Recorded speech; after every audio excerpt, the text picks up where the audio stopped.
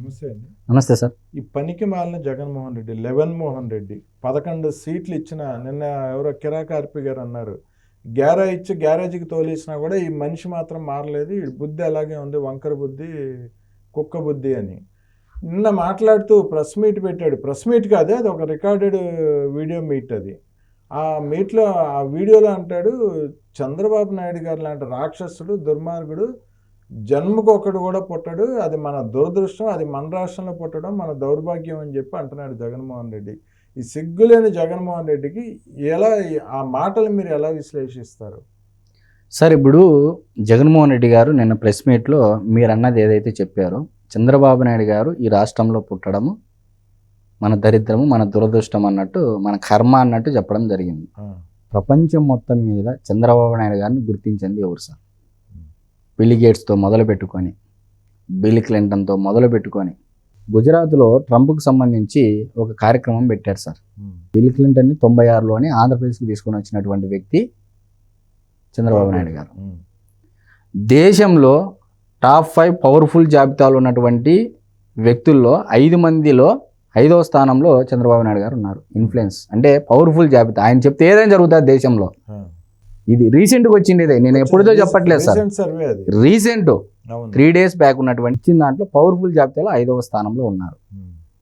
మరి ఎప్పటి నుంచో ముఖ్యమంత్రిగా ఉన్నటువంటి డిఎంకే పార్టీ అధినేత స్టాలిన్ గారు, అటు మమతా బెనర్జీ గారు, ఇటు కర్ణాటక ముఖ్యమంత్రి సిద్ధారామయ్య గారు, అటు ఢిల్లీ సీఎం కానీ వీళ్ళంతా ఆడికి బయరి. అంటే నేను ఏమంటున్నానంటే సార్, నిజంగానే ఆయన మన రాష్ట్రంలో పుట్టడము ఒక రకంగా దురదృష్టమే సార్, అది ఆయన వ్యక్తిగత పరంగా. ఎందుకంటే ఆంధ్ర రాష్ట్ర ప్రజలు ఇప్పటికీ కులోన్మాదంలో, మతోన్మాదంలో పడి ఒక మంచి నాయకుడిని గుర్తించలేకపోతున్నారనేది అందరి ఆవేదన. మెయిన్గా ఏంటంటే సార్, ఆయన కూటమి ప్రభుత్వం 2014లో ముఖ్యమంత్రి అయ్యారు. కొత్తగా ఏర్పడినటువంటి రాష్ట్రము 2014 నుంచి 2019 మధ్యకాలంలో ఒక పంచాయతీరాజ్ శాఖలోనే నేషనల్ అవార్డు 600 ఇచ్చారు. అందుకు మన దరిద్రము. 25,000 కిలోమీటర్లు సిమెంట్ రోడ్లు వేశారు చూడండి సార్, అందుకు మన దరిద్రము.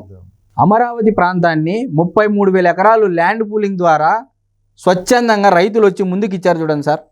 చరిత్రలో, ప్రపంచంలోనే ఏ నాయకుడికి సాధ్యపడింది ఈ case study, land pooling case study ఫారిన్లో ఒక యూనివర్సిటీలో చదువుకుంటున్నారు చూడండి సార్, అందుకు మన దరిద్రము. మరి వైజాగ్ స్టీల్ ప్లాంట్ ప్రైవేటీకరణ ఆపాడు కదా సార్, ప్రైవేటీకరణ ఆపి సెయిల్లో దాన్ని కలపాలని చెప్పేసి ప్రతిపాదన కేంద్రం ముందు పెట్టాడు కదా, అందుకు మన దరిద్రము. పోలవరాన్ని డ్యామేజ్ చేస్తే గత ప్రభుత్వ హయాంలో డయాఫ్రమ్ వాళ్ళు డ్యామేజ్ అయిపోతే, ఏడి అలల వల్ల ఆ గ్యాప్లు ఉండడం వల్ల డ్యామేజ్ అయిపోతే మళ్ళీ మొదటి నుంచి పునర్నిర్మాణానికి కేంద్రానికి ఒప్పించాడు కదా సార్. మొత్తం పోలవరానికి సంబంధించినటువంటి బడ్జెట్ మొత్తం కేంద్రం మీద పెట్టాడు కదా, అందుకు మన దరిద్రము.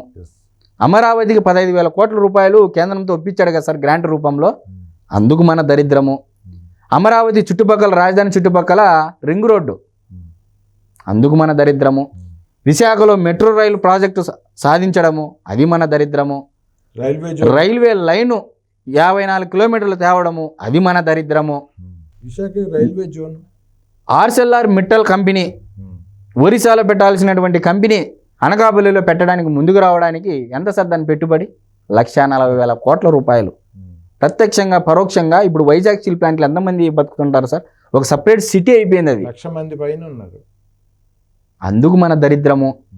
బీపీసీఎల్ కంపెనీ తెచ్చారు కదా సార్ 75,000 కోట్ల రూపాయలతో, అందుకు మన దరిద్రము.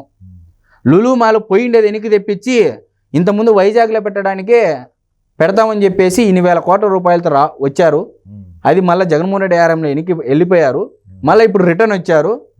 3 ప్రాంతాల్లో పెడతామని ప్రపోజల్ తెచ్చారు కదా సార్ లులు మాల్ వాళ్ళు, అందుకు మన దరిద్రము.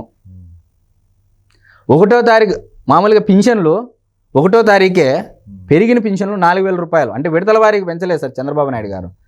పేదలకు చాలా ఉపయోగపడుతుంది, ఇది ముసలి వాళ్ళకు చాలా ఉపయోగపడుతుంది అని చెప్పేసి 4,000 రూపాయలు టంచనగా 1వ తారీఖు ఇస్తున్నాడు చూడు సార్.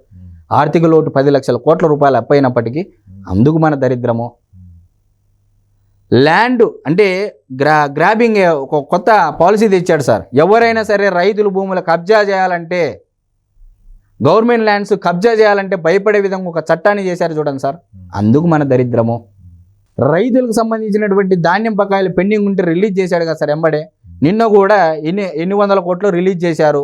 ఎంబడే 48 గంటల్లోనే ధాన్యము కొనుగోలు జరగడం జరిగింది. కొత్తగా మొబైల్ వాట్సాప్ యాప్ ద్వారా మొబైల్ వాట్సాప్ ద్వారా జస్ట్ హాయ్ అని పెడితే ఆ నెంబర్కి ప్రాసెస్ అయిపోతూ ఉంటుంది. అందుకు మన దరిద్రము. గతంలో సర్టిఫికేట్ పొందాలి అంటే లంచాలు ఇవ్వాలి కాలేజీలకి.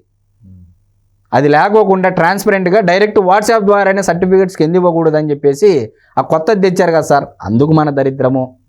రాయలసీమకు ప్రత్యేక ప్యాకేజ్, ప్రత్యేక నిధులు గత ప్రభుత్వ హయాంలో ఎత్తేసినారు. మళ్ళీ దాన్ని ఒప్పించి జిల్లాకు సపరేట్గా నిధులు ఇస్తారు సార్. వెనకబడిన జిల్లాలకు నిధులు ఇస్తారు. అవి తెచ్చారు కదా. అందుకు మన దరిద్రము. కర్నూలుకి హైకోర్టు బెంచ్ ఇస్తున్నారు. కర్నూలుకు బెంచ్ ఇవ్వడము మన దరిద్రము.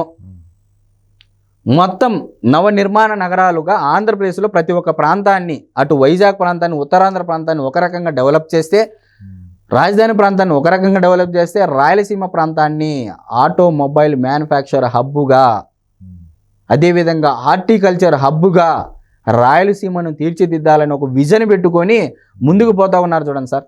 అందుకు మన దరిద్రము. నారా లోకేష్ గారు యుఎస్ టూర్కి వెళ్ళి సక్సెస్గా విజయవంతంగా చాలా కంపెనీలతో ఎంఓయూలు చేసుకొని వచ్చారు సార్.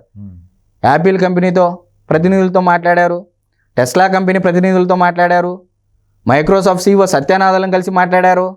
ఇందుకు మన దరిద్రము. అంటే గత ఐటీ మంత్రి గుడివాడ అమర్నాథ్ లాగా నాకు చలేస్తుంది, నాకు అదే వస్తుంది, ఇదే వస్తుంది అని చెప్పకోకుండా ఎన్ని పనులు ఉన్నప్పటికీ, ఒకవైపు విద్యాశాఖ మంత్రి, ఒక ఐటీ శాఖ మంత్రికి ఉన్నప్పటికీ కూడా యుఎస్ టూర్కి వెళ్ళి వారం రోజుల పాటు కంటిన్యూస్గా నాడు తండ్రి ఎలా చేశాడో నేడు కొడుకు ఎలా చేస్తున్నాడు అనేది ప్రజలందరూ చూశారు. అందుకు మన దరిద్రము. సరే, ఇంతమంది విభేదాలు సృష్టిస్తున్నప్పటికీ ఎవరి మధ్య? కాపుల మధ్య, కమ్మల మధ్య, కులాల మధ్య, ఆ కులానికి ఈ కులము, ఈ కులానికి ఆ కులాల మధ్య విభేదాలు సృష్టిస్తున్నప్పటికీ నాయకుల్లో స్ఫూర్తిని నింపుతూ ఎవరు? పవన్ కళ్యాణ్ గారు ఇటు చంద్రబాబు గారిని అభినందిస్తూ, చంద్రబాబు గారు పవన్ కళ్యాణ్ గారిని అభినందిస్తూ ఒక స్ఫూర్తితో ముందుకు వెళ్తున్నారు కదా సార్. విద్వేషాలు రెచ్చగోకుండా, కులాలను రెచ్చగొట్టకుండా, మతాలను రెచ్చగొట్టకుండా. ఇందుకు మన దరిద్రము. ఏమని చెప్పాలి సార్? ఇది చేసిండేది వచ్చిన 5 నెలల్లోనే. ఎవరు? కూటమి ప్రభుత్వం. కేంద్రం నుంచి ఇప్పటి వరకు దాదాపు లెక్క వేసి కొడితే 5 నెలల్లోనే 5 లక్షల కోట్ల రూపాయలు ఆంధ్ర రాష్ట్రంలో జరిగాయి. మరి ఏంటి సార్? హైడ్రోజన్ ప్లాంట్ ఉంది, 1,00,000 కోట్ల రూపాయల పెట్టుబడి. రేపు మోడీ గారు వచ్చి శంకుస్థాపన చేస్తున్నారు. అందుకు మన దరిద్రం అని చెప్పాలా సార్? రిలయన్స్ వాళ్ళు బయోగ్యాస్ ప్లాంట్స్, రిలయన్స్ అతి ముఖ్యంగా సార్.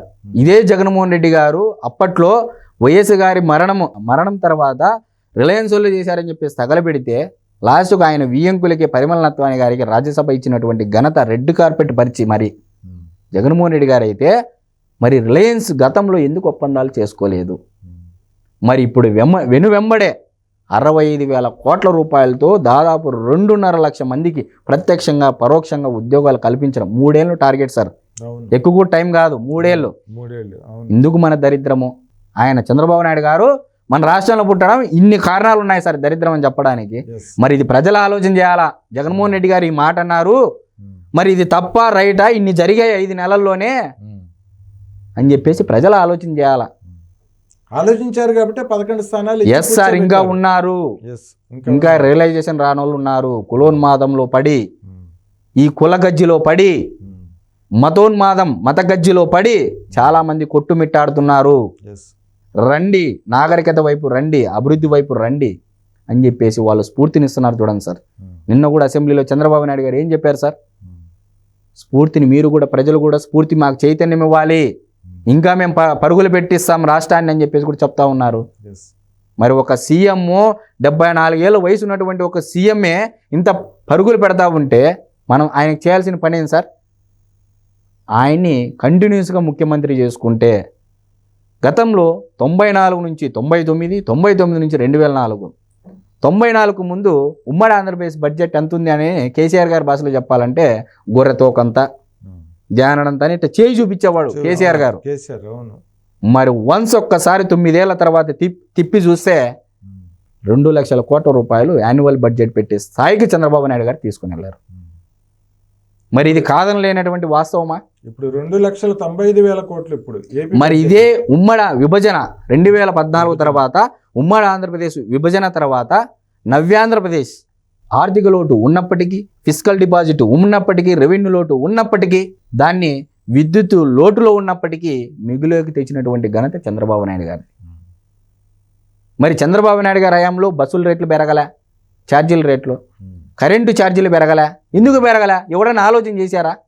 మరి జగన్మోహన్ రెడ్డి గారి హయాంలో సర్ఛార్జీలని, ట్రూఅప్ ఛార్జీలని, సెస్ ఛార్జీలని చేసుకున్నటువంటి పీపీఏలు రద్దు చేసుకొని 4 రూపాయలు ఉన్నటువంటి యూనిట్ కరెంటు 12 రూపాయలు కొనిండేది వాస్తవమా కాదా? ఇందుకు మన దరిద్రం. ఇవి ప్రజలు ఆలోచన చేయాలి సార్. చాలా వాస్తవాలు. తెలుగుదేశం పార్టీ యొక్క వాస్తవికత ఏంటంటే సార్, చేసిన అభివృద్ధిని చెప్పుకోలేకపోతుంది.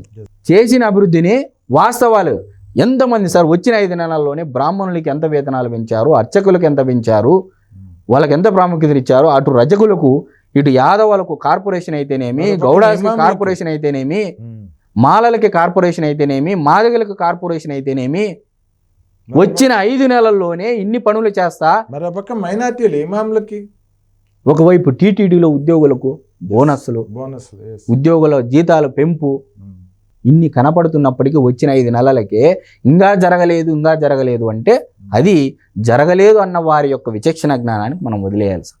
ఓకే అండి. పనికిమాలిన జగన్మోహన్ రెడ్డి దిక్కుమాలిన మాటలు మాట్లాడుతున్నాడు. ఆయనకి ఇంకా సిగ్గు రాలేదు, ఇంకా మారే పరిస్థితి కూడా కనపడట్లేదు అంటున్నారు. ప్రజలే అసహించుకుంటున్నారు ఆయన్ని. చూద్దామండి, మరో వీడియోలో మళ్ళీ మాట్లాడుకుందామండి. నమస్తే.